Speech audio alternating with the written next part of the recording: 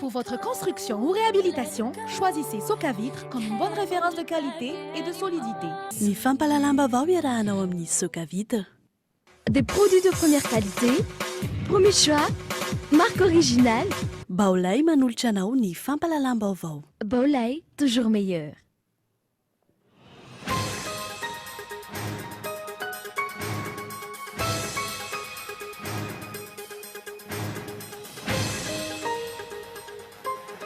Tsy anaiky ny any indrenareo filoha-pokotany araka ilay didim-pitondrana nivoaka tamin'ny filakevitra minisitra ny eo anivony ny fiarahamonim-pirenena naka mivoky ny hoe izory sy hanohitra izay fanapahan-kevitra izay izy ireo hanome fampiofanana ny tompona andraikitra ny anivon'ny fokotany io fiarahamonim-pirenena io. Tsy maintsy ampiarina ny fifanarahana izay natao niaraka tamin'ny orinasa Symbion Power hoy ny ministry ny Angovo androany. Tsy fantatra nefa hatreto raha efa vita sy ny marina ny contrat de concession teo amin'ny fitondrana malagasy io orinasa io momba ny famatsiana herinaratra. Tsy misy tokotany aloha hatreto ny momba ny rano. Tany Dondoza ny vokatra lavanilina malagasy ankehitriny. Ankoatra ny falafosany ny vidiny eo amin'ny tsena raisam-pirenena, raha tsy kalitao ny lavanilina miondrana ny ivelany avy eto Madagasikara. Misy mangalatra ihany koa ny lavanilina mbola eny am-potony ankehitriny raha toa ka mbola velona ny taom-piotazana.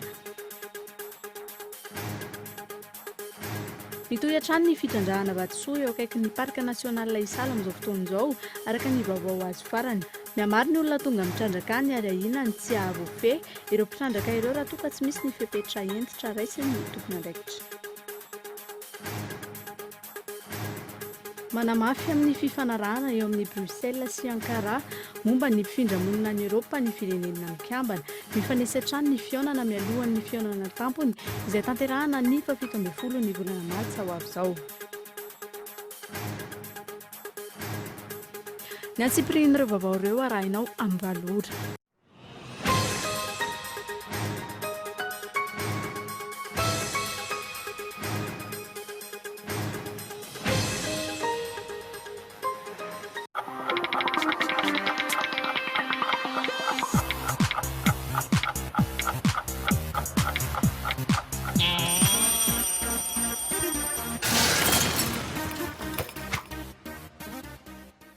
La grande marque asiatique en électronique qui commence à imposer son empreinte à Madagascar. Jayo. Des subwoofers top et de qualité dotée de meilleures fonctions à petit prix. Grande promotion chez Baolay.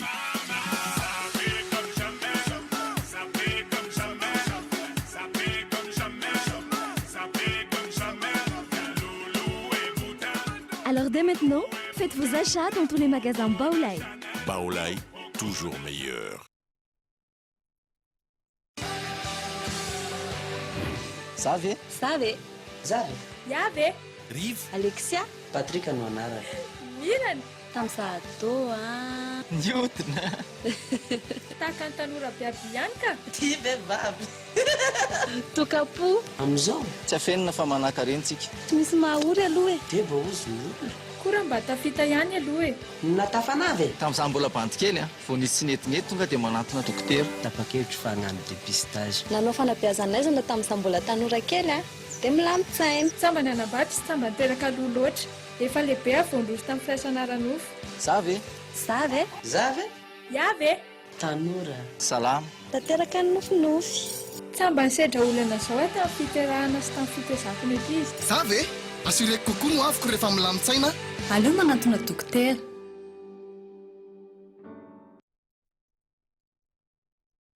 Pour votre construction ou réhabilitation, choisissez Soka Vitre comme une bonne référence de qualité et de solidité. En menuiserie aluminium, rideaux métalliques, volets roulants, vitres et tôles. Alors, décidez dès maintenant et venez visiter notre showroom 1 d'Outapenac, Soka Vitre, très sincèrement à votre service.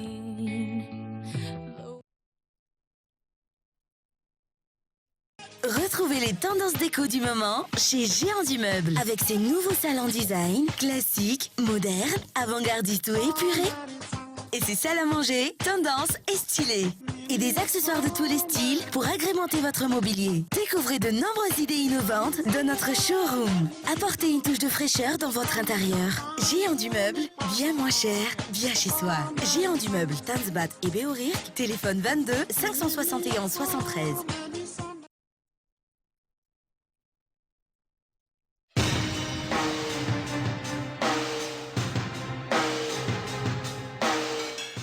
Informer le citoyen sans déformer. Efa nanandrana ny fromage régal piquant tive ianao andramo fa ahafa-po anao takio eny ampivarotra akaiky anao ny fromage régal piquant 7,7 ariary ny portion 9,4 ariary ny boîte. Fromage régal piquant, fromage à prix canon.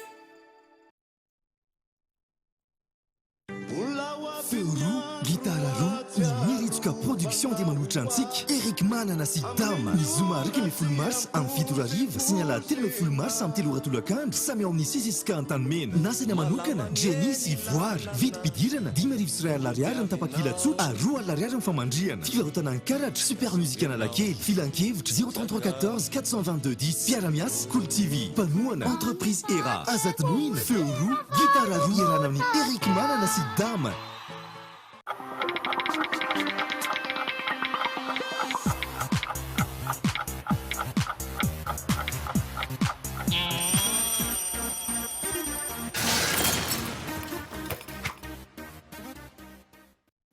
Miaraba tompo klasy tompo vavy tonga soa ato anatin'ny fotoana ny fampahalalam-baovao eto amin'ny fahita lavitra kolo ary manasanao anaraka izany hatramin'ny farany.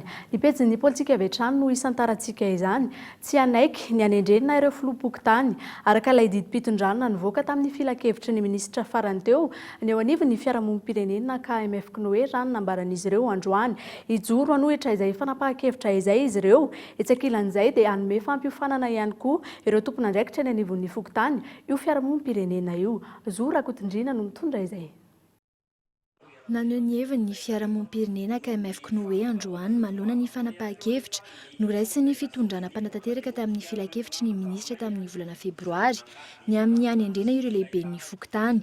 Iady mafy ny any ity no volavolana io ity fiarahamonim-pirenena ity raha nambaran'izy ireo androany. Rehefa mivoaka izy io zany dia manana tapabolana ny rehetra hijerena dia avy eo ampakarina indray raha misy ny hoe tsy mampety an'izay ny fiara miankina amin'ilay fijerin'ny olona rehetra zany mitondra ny fitarainany dia nefa ny aloha mbola tsy hita. Izay izao zany tsy afaka miteny satria tsy mbola nahita maso hoe aiza ho aiza ilay degré fa ny heno fotsiny dia hoe hitendrena ny chef fokotany amin'izao. Isan'ny adian'ity fiarahamonim-pirenena ity sy ny fiarahamonim-pirenena maro hafa ankehitriny nisy ny fividianana ireo lehiben'ny fokotany. Zava-dehibe no ahafahan'ny vahoaka eny fotony mifidy izay ho lehiben'izy ireo raha ny fanazavana azo. Noho izay anton'izay sy ny fampiofanana ataon'ny KMF Knoe amin'ireo ratsa mangaikany amin'ny komina tsirairay avy amin'ny fampiofanana ireo vahoaka eny fotony ireo amin'ny fandraisana andraikitra. Ny fokotany rehetra amin'ny komina 10 manerana ny nosy ny anomboana izany. Isan'ireo komina voalohany azo izay fampiofanana izay ny komina Ambatolahy ao Antanifotsy, ny komina Betafy Renivohitra, ny komina Andranomainty ao Mandrivazo, ny komina Soatanana ao Isandra, ny komina Lakamisy Ambohima ao Lalangina, ny komina Ankilo ao Iosy, ny komina Manakara, ny komina Nosy Tsararafa ao Afarafangana, ny komina Folopointy ary ny komina Manoro. Mba hialana amin'ny fiakinan-dola Landava no antony hanomezana izao fampiofanana izao. Ny tena ho atao dia voalohany ho amafisina ny fahalalàn'ny olona fa ary atao mahatsapa ny olona fa izy no afaka mitondra fivoarana eo anivon'ny fiarahamonina. Tsy sanatria akory hoe amafan'ny tokotaniko dia iandrasako mpamatsy vola na iandrasako ny manodidina fa za ihany no mandono tokotaniko. Ohatrohatr'izay zany raha ataoko teny tsotra ny hoe zavatra tiana heviana ao anatin'izy io. Ahoana ny atao atongavana amin'izay dia teto moa zany efa niainga ny fampiofanana amin'ireo ataoko hoe leader eo anivon'ny KMF Knoe ary ireo olona indray no ampita an'izay fampiofanana izay eny anivon'ny komina tsirairay izay anaovana ny tetikasa. Raha ny zava-misy aloha hatreto, isan'ireo fiarahamonim-pirenena maneho hevitra be indrindra momba ny fifidianana ny KMF Knoe. Faraparany teo dia efa naneho hevitra momba ny fifidianana lehibe ny faritra sy ny mpanolotsaina ity fiarahamonim-pirenena ity, miandry izay ho fanapa-kevitry ny ministera sy ny mpikarakara ny fifidianana kosa izy ireo vao haneho hevitra momba izany. Fa naneho ny heviny momba ny toe-draharaha misy azy amin'izao fotoana izao ny filohan'ny anteny Merandoholona. Isan'izany ohatra ny tokony hisian'ny fiaraha-miasa eo amin'ny anteny Merandoholona sy ny anteny Meram-pirenena amin'ny fanaovana ny lalàna. Toa an'izany ihany koa ny fanaraha-maso ny asan'ny governemanta amin'izao fotoana izao eo am-panomanana ny fifidianana ny hosolo-tena ny anteny Merandoholona ao anatin'ny rafitra maromaro izay atsangany ity andrim-panjakana ity. Anisan'izany ohatra ny HCC, ny HCDDED, ny HJC sy ny SISA ary ihany koa ny CENI. Miantso ireo vonina ho fidiana amin'izany ny filohan'ny anteny Merandoholona. Tsy mbola fantatra kosa ny fotoam-pivoriana anatanterahana io fifidianana io. Rahantsika ny fanampanazavana miaraka amin'ny Rakotomanana Honoré filohan'ny anteny Merandoholona. Olona roa zany ilaina amin'ny fisarana voalam-pandrenana. Raha izay mila olona anankiray ho mpikambana ao amin'ny CENI. Mila olona anankiray ho mpikambana ao amin'ny voamiera pirenena mahaleotena momba ny zon'olombelona. Ary avy eo mila olona roa tompo-toerana amin'ny solitenan'ny ao amin'ny le hoe filan-kevitra ambony izay mampanaja ny fanjakana an-tandalana sy ny démocratie araky ny baraza andiny fahateram-pefapolo ao amin'ny lalam-pandrehana io le conseil pour le respect de la démocratie et de l'état de droit. Ka ny andininy fahina amin'ny telopolo amby zato le minazy zany hoe misy roa tompo-toerana ary roa solitoerana zany. Ankoatran'izay moa zany ny olona dia fa zany hoe izy tsika moa zany efa ny atoerana tsika mety eo ihany koa dia efa azo atao ny appel à candidature rehefa mivory-tsika. Fa na izao koa dia mieritreritra ianareo ny hoe mila l'olona anankiroa tompo-toerana ao amin'ny fisaranavo na haute cour de justice ary olona anankiroa mpisolo-toerana ao amin'ny fisaranavo na haute cour de justice. Lafim-baovao hafa kosa indray dia aharitra 20 taona ny contrat de concession iarahan'ny Symbion Power sy ny orinasa mpanjakana JIRAMA amin'ny famatsiana herinaratra eto amintsika. Nandritra ny fandalovan'ny iraka manokana ny tahirim-bola iraisam-pirenena vao manovokofoka ny fanjakana mitady ny vahaolana. Namaly ny raharaha mikasika ny JIRAMA ny ministry ny Angovo androany. Haingo Rakotoarisoa no nanao ny angom-baovao. Atao anatin'ny fandalovan'ny iraka manokana avy amin'ny tahirim-bola iraisam-pirenena mitady vahaolana maika hamahana ny olan'ny JIRAMA ny fanjakana amin'izao fotoana izao. Profon'izany tranga omaly ny fifampiresahana taoriana mpiarana iray fepetra ATD na avis de tiers détenteur. Trosan'ny fanjakana mitetina 4.0 faingo valo tapitrisa ariary amin'ny orinasa JIRAMA. Ny JIRAMA sakana tsy ahafahan'ny tahirim-bola iraisam-pirenena mampiatra ny facilité de crédit rapide amin'izao fotoana izao. Trosa amina miliary izay tsy voalohan'ny JIRAMA ny fanjakana. Namaly izany vantana ny ministra androany. Tena niona amin'ny lehibean'ny mission'ny FMI indrindra za amin'izao fotoana ivahiny eto Madagasikara izao mba iarahana mijery ny fomba ahafahana mampiena malakilaky ny vola famatsim-bola izay tsy maintsy omeny ny fanjakana ny JIRAMA mba ahafahana mamelona sy mampandeha azy.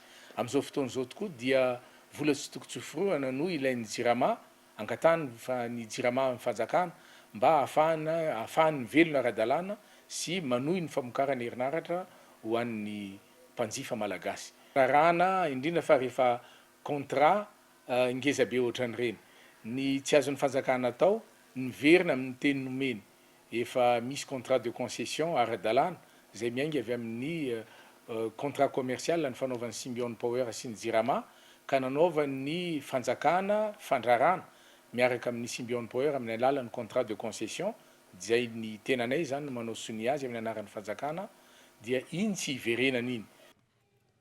ho an'ny Symbion Power haritra 20 taona ny fifanarahana contrat de concession amin'ny Jirama Matsinaerinaratra. Ny centrale thermique ao Mandro Seza no lara-pahamehana voalohany amin'izany.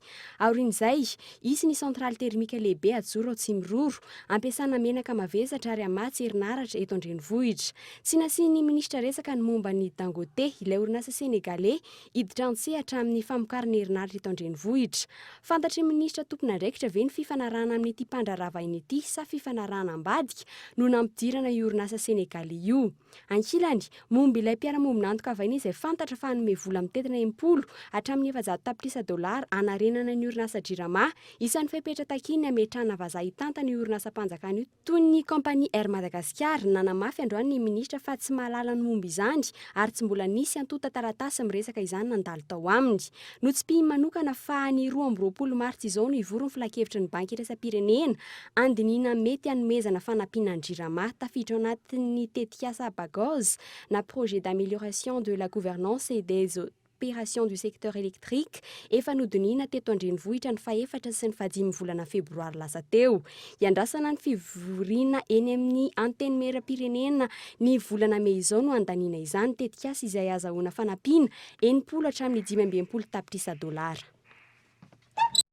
Sehatry ny toe-karenina kosa indray tandindomindoza ny vokatra lavanilina eto Madagasikara ankehitriny. Ankoatra ny falafosana eo amin'ny tsena iraisam-pirenena, raha tsy kalitao ihany koa ny vanilina malagasy amin'izao izay miondrana any ivelany. Misy ihany koa ireo miody izany na dia amin'ny tsy mbola fotoam-piotazana aza ho diovina io fitrandrahana io. Raha izay no fanambarana nentiny teo anivon'ny ministera Pia ahafahana ihany koa mampiakatra ny lanjan'ny lavanilina malagasy. Lili Rapiata. Ny enatra amin'ny atsasany ny vokatra lavanilina naondra ny mpandraraha malagasy tamin'ny taom-piotazana 2012.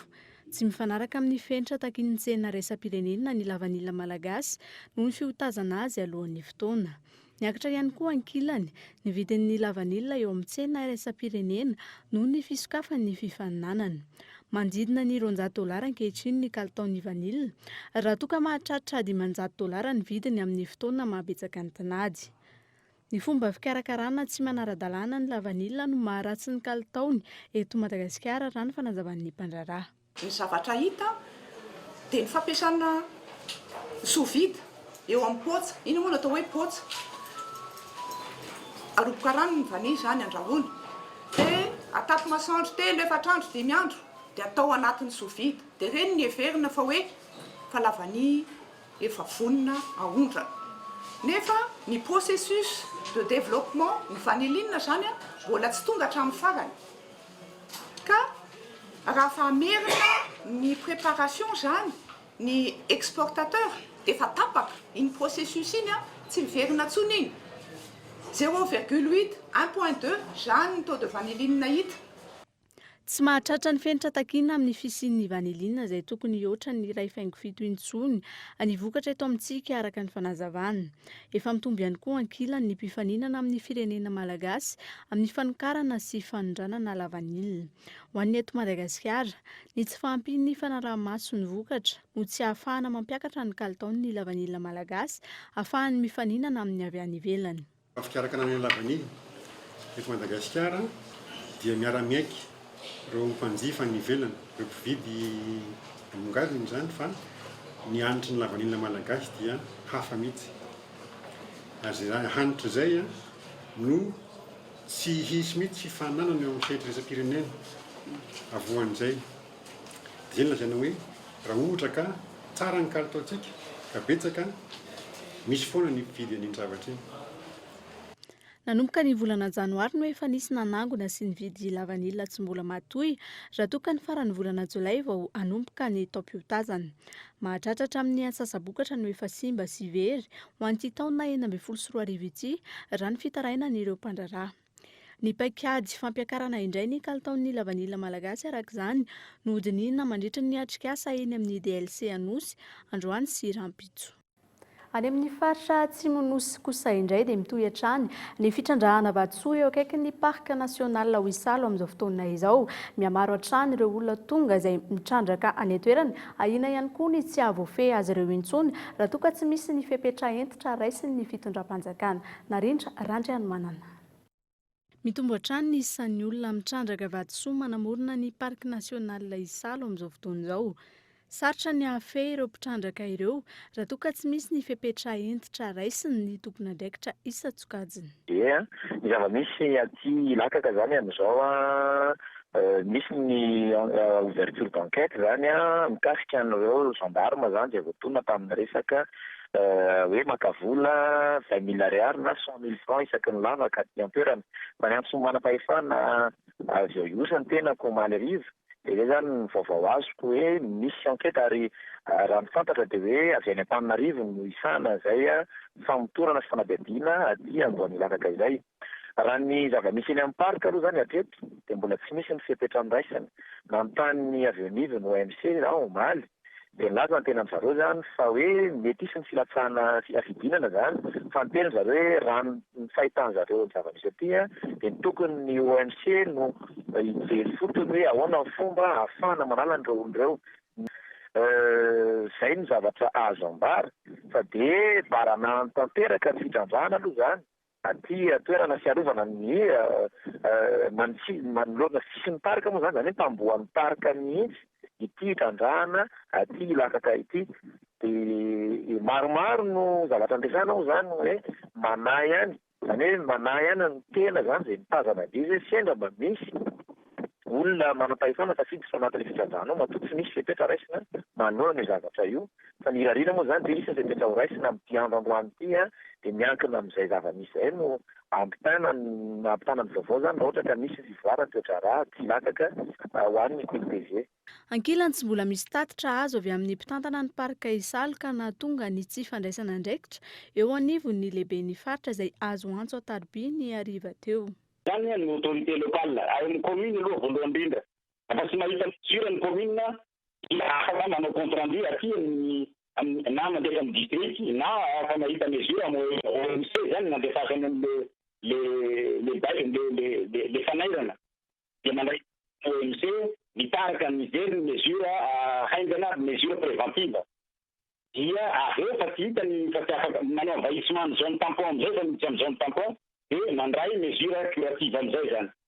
Ka le izy zay rehetrarehetra zay araka ny tereniko aminao misy gestionnaire ny parc io fa tsy dia olona rehetrarehetra miteny ka dia hiteny fa na izahay eto ary na chef de région raha tsy misy mesure raha tsy misy compte rendu ataony gestionnaire tsy afaka handray mesure zay. Ka zay indray moa tsy fantatry fa zavatra anankiroa mitsanga manko ny ao amin'ny raha io zay le parc lazainao zay araka zay zay zany tsy hitako zay dia tsy afaka hitena hoe misy gendarme tafiditra le izy fa tsy fantatro misy le izy misy gendarme tafiditra fa anjaran'ny parka zany mijery zay zao ny olona tafiditra ato anatiny. Miterak-olana maro any an-toerana io favakisana kariera vaovao io. Ao ny tsy fandraisana andraikitra fa ao ihany koa ireo manapatra fahefana tahotra ny ho verifinanana. Miatery hatrany ny fahafahan'ny mpanao gazety mitrandraka ny vaovao marina momba io raharaha kariera na vatosoa na namorona ny parka nasional Isalo io. Fa rehefa tsy handray ny fepetra manandrify azy ny eo anivon'ny fanjakana dia fantatra kosa fa ny ONGAP no handray fepetra amin'ny fanjina io faritra izay trandrahan'ny olona any an-toerana io. Lafim-baovao hafa kosa indray eo amin'ny sehatry ny fampianarana dia efa taona taty aoriana nivaly ihany ny fitakiana hampiakarana kategoria ireo mpampianatra nivoaka tamin'ny CRNFP na ny Centre Régional de l'Institut National de Formation Pédagogique. Mahery ny iray alina izy ireo no nivoaka tao amin'ity toeram-pampihofanana ity ary miasa manerana ny Madagasikara. Mikaela Ramarla mitondra ny fanadihadiana. Lava ary sarotra ny lalana lalovana vao mivaly ny fitakiana izay noseho an'ireo mpampianatra nivoaka tao amin'ny CRNFP na ny foibe paritra fanofanana pedagojika. Mpiasa-panjakana kategoria 3 izy ireo rehefa mahavita ny fiofanana ary mbola kategoria 3 hatrany no nisy azy ireo rehefa nandray ny asa. Nanomboka ny taona 2014 nametrahana ny fitakiana izao vao nivaly ny fitakiana izy ireo. Mpiasa-panjakana kategoria 4 avokoa izy ireo amin'izao fotoana izao.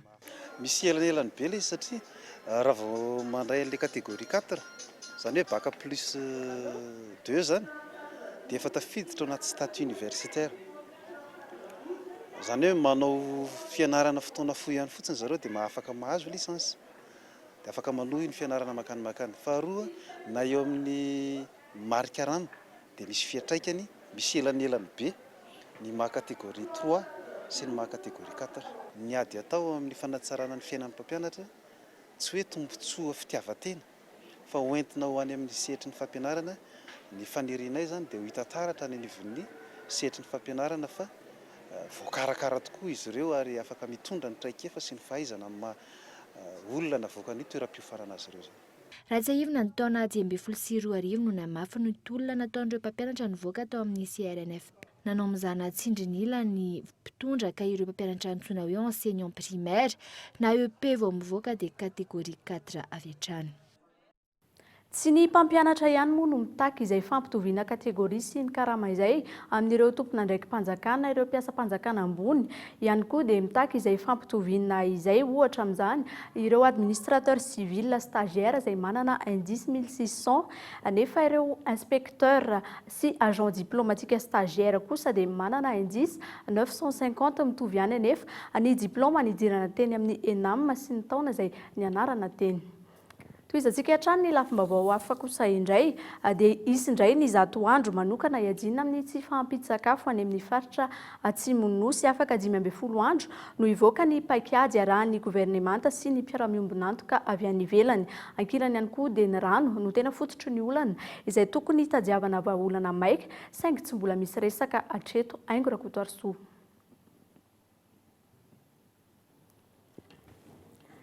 Toizantsika hatrany moa ny fampalalam-baovao raha toa ka mbola tsy vonona ny sary ho arahantsika eo ihany mahakasika izay. Atao anatin'ny 2 volana kosa dia ho asiana famantarana amin'ny alalan'ny hologramme avokoa ireo taratasy rehetra mivoaka eny amin'ny commune Antananarivo renivohitra orinasa tsy miankina iray eto Madagasikara no isahana izany. Tsy hiakatra kosa ny saran'ny fikarakarana ireo taratasy ireo raha ny fanampanazavana nentin'ny adjoint au maire Arao ny fanadihadiana. Capacité de transport commun na fahazon-dalana hanao fitaterana iombonana, licence ho an'ny taxi sy ny taxi be, vinette amin'ny contre-visite sy karatra mahampivarotra ary tapakila hijerena fety aman-danonana. Atao anatin'ny 2 volana no anisian'ny commune Antananarivo renivohitra ny fanavaozana ny fanomezana ireo taratasy ireo amin'ny alalan'ny fametahana hologramme ialana amin'izay fisandohana mety hitranga. Raha ny fanazavan'ny lefitra ny ben'ny tanàna, tsy hisy fiantraikany amin'ny saran'ny fikarakarana ireo taratasy ireo ny fametahana ny hologramme. Sécurisena zany les documents zay mahakasika ny vola aloha amin'ny ankapobeny. Mametraka système de contrôle tsara ianao efa dépassé amin'ny teknôlôjia fa tsy maintsy misy hologramme. Io tsy azo photocopie intsony ny document fa dia tonga dia tsy maintsy misy authenticité zany izy amin'ny fotoana zay. Volan'ny commune ihany io ny délibérén'ny commune ny taux kasika ny droit de voirie. Reny tsy maintsy versena amin'ny trésor. Fa ny anjareo les coûts d'impression no anazy iny tsy maintsy mitsofoka any amin'ny compte-ny 3P iny zany.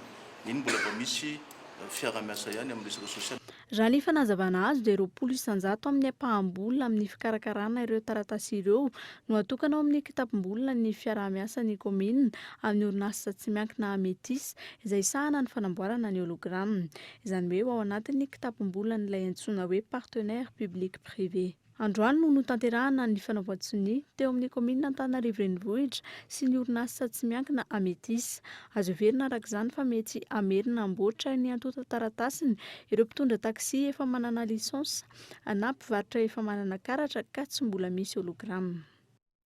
Fa efa vonona ihany koa ny sary dia arahantsika ny fanadihadiany Aingo Rakotoarisoa mahakasika ny isin'ny 100 andro amin'ny ady amin'ny tsy fahampitsakafo any Atsimo. Taorian'ny atrikasa natao tany Atsimo tamin'ity volana marsy ity, izay niarahan'ny minisitra miisa 12 voakasika amin'ny ady amin'ny tsy fahampitsakafo any Atsimo, nilaza androany ny lehiben'ny gouvernemanta tao anatin'ny atrikasa niarahana tamin'ny minisitra tompona andraikitra teny Mazorivo fa afaka 12 andro no ivoaka ny paikady iombonana amin'ny mpiara-miombonantoka vahiny. Eo am-panatanterahana izany, isy ny 100 andro manokana entina miady amin'ny tsy fahampitsakafo any Atsimo. Efa natomboka ny asa toy ny fanamboarana ny lalana Amboasary amin'ny asa tana maro sy ny ao Ambovombe. Samy antsoroka ny andraikiny ny ministera tsirairay toy ny famoronana asa, ny lalana sy sisa. Ho an'ny solotena maritry ny PAM, tsy ampy ny fanampiana tonga any atsimo na mahatratra 700 taona aza ny vary efa nozaraina. Déjà des endroits qui sont assez bien desservis et d'autres endroits qui n'ont pas été bien aidés encore ou pas du tout. Il y a aussi un manque d'aide. Il faut aussi trouver un peu plus d'aide pour pouvoir aider. Mais voilà, sous la coordination du Premier ministre, on essaye maintenant d'améliorer nos interventions. Ny UNICEF, ny FAO, ny PAM manonana mafy fa misy faritra any atsimo ankehitriny efa tena sarotra ny toedra rà ary ilaina fandraisana fepetra haingana. Mpiara-miombina antoka tompona andraikitra amin'ny fitantanana vola eo anivon'ny firenena mikambana ihany koa ankehitriny no tonga eto amintsika vonona ny hanoana ireo mponina tratrany tsy fahampitsakafo any atsimo. Miandry ny atota taratasy sy ny fiarah-miasa amin'ny gouvernemanta izy ireo. Ny any atsimo aloha hatreto no lahara-pahamena ho an'ity tompona andraikitra ny firenena mikambana ity. Ici donc depuis une semaine dans une mission de UNCDF, le Fonds d'équipement des Nations Unies, et nous intervenons au Madagascar sur le secteur de la microfinance et la mission ici a trait au développement local pour voir quelles sont les possibilités. Nous intervenons déjà donc en appui au développement local à travers la microfinance, mais quelles sont les possibilités pour travailler aussi en appui à l'ensemble des volontés gouvernementales et locales sur l'appui à la décentralisation, l'appui à la déconcentration et l'appui aux opportunités et aux volontés locales. Olona maharitra no andrasan'ny mponina fa tsy fepetra vody-tavanandro toy ny zava-misy ankehitriny. Amin'ny ankapobeny, ny rano no fototry ny olona saingy tsy dia hita loatra ny fepetra entitra noraisina momba izany. Any atsimo, vidiana 500 ka hatramin'ny 1000 ariary ny bidon rano 20 litatra ankehitriny. Eo amin'ny sehatry ny sosialy izay hatrany dia omaly no ny atomboka ny fandefasana ireo vondron-tafika manokana hiady amin'ny asan-dahalo na ihany koa ilay atao hoe unité spéciale anti-dahalo any amin'ny faritra Betroka no nandefasana ireo tarika voalohany fa samy andefasana vondron-tafika avokoa na eto Antananarivo na eny amin'ny faritra Miantarandrianaivo no manatitra izay fanadihadiana izay amintsika. Miampy mpitandro ny filaminana 200 isany eo anivon'ny zandarmarim-pirenena eto Andrenivohitra nanomboka androany. Hanamafy ny fitandrona ny filaminana eto Andrenivohitra izy ireo. Anisan'ireo vondron-tafika ho alefa hiady amin'ny asan-dalo any Antsimo kosa ny amin'ireo mpianatra 71e promotion no voaka androany ireo. Ireny mpianatra ireo moa zany rehefa fantatsika dia notsinjaraina zany reny ary raha ny politika moa zany dia ny any Atsimo tena mamaika.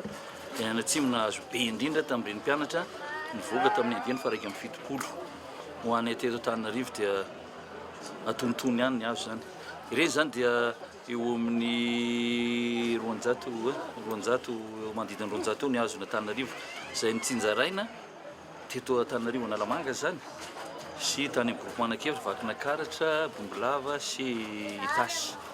Itakilan'izay nisy vondron-tafika manokana nalefa hiady amin'ny asan-dahalo any amin'ny faritra Atsimo omaly.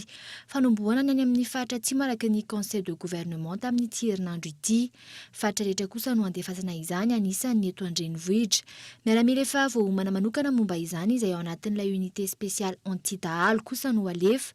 Nateo aza tsy fahampian'ny fitaovana tsy nahasakana ireo mpitandro ny filamenana handefa vondron-tafika any amin'ny faritra iny zany. Tsy miandro hoe tena fitaovana feno na olona feno fa rehefa nanomboka nanorina ny unité spéciale anti-dahalo zany dia voahita hoe fa afaka hipetraka sy hiasa ilay zandary dia fa nalefan'ny olona zany raha mbola tsy tena ampy ny fitaovana fa tsy maintsy atevenina io fitaovana io tsy maintsy atevenina ny olona satria ilay tsy fandriam-pahalemana zany tsy miandry an'izay ampy fitaovana anao na ampy olona zay vao anao ratsy ny mpanao ratsy.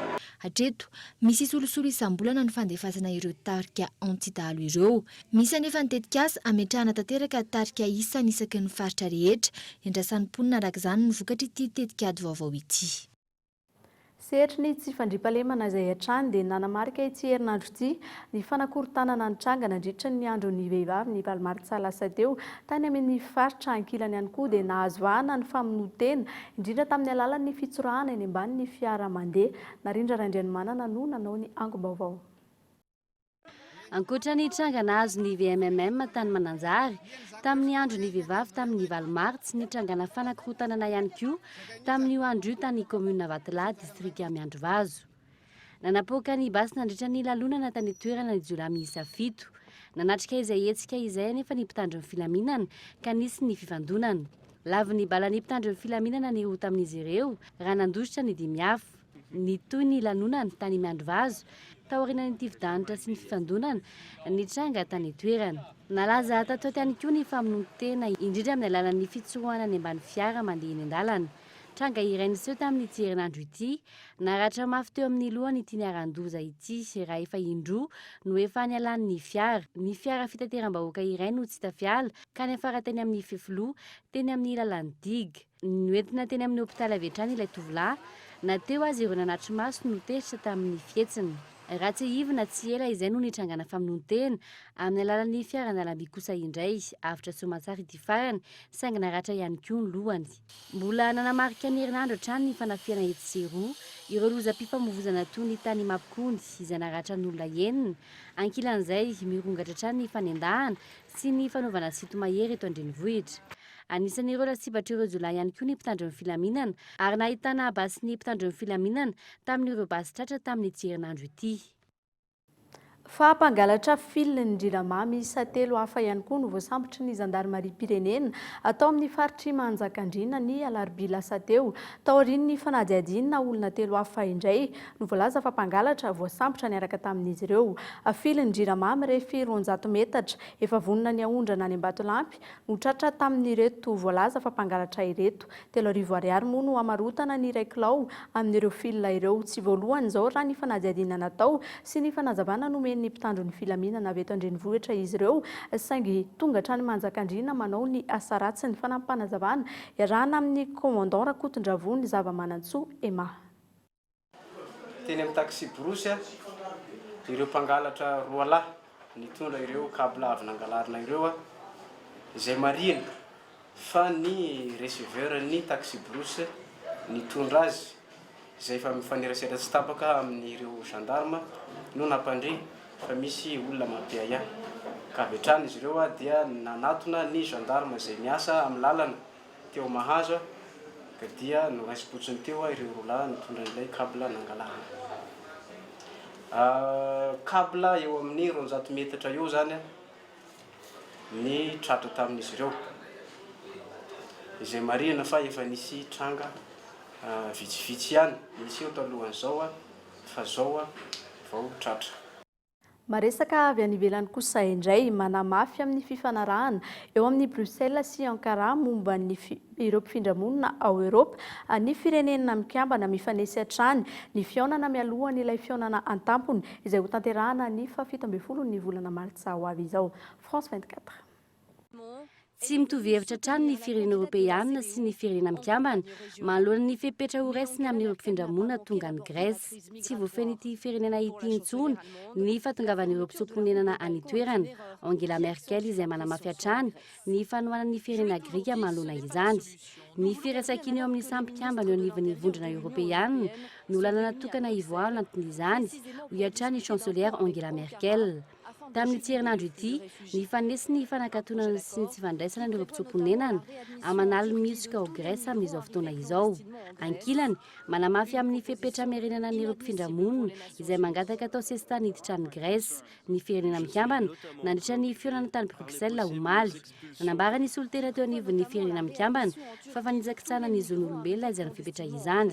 3 andro taty aorian'ny fifanarahana teo amin'ny Ankara sy ny vondrona Europeanina mametraka hatrany ihany ny firenena mikambana ary ho azy ireo manjika ny lalàna iraisam-pirenena sy Europeanina izany.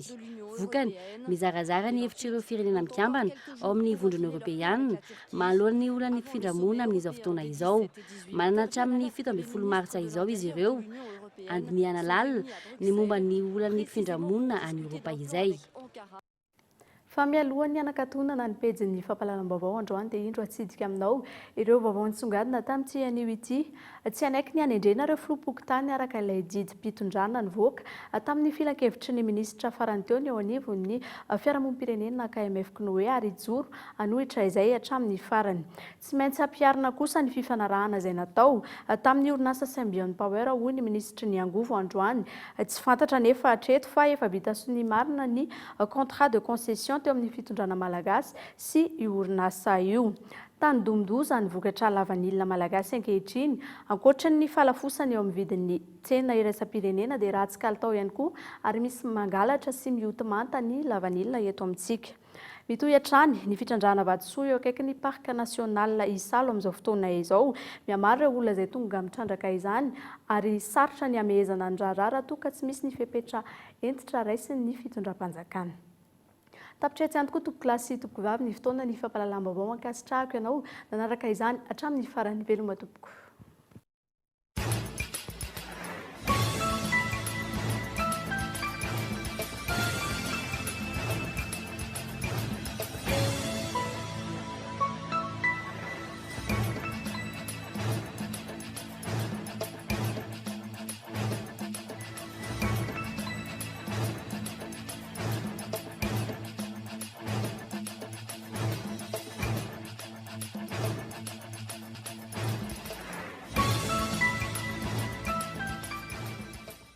Pour votre construction ou réhabilitation, choisissez Socavitre comme une bonne référence de qualité et de solidité. Ny fampahalalam-baovao ny arahanao tamin'ny Socavitre.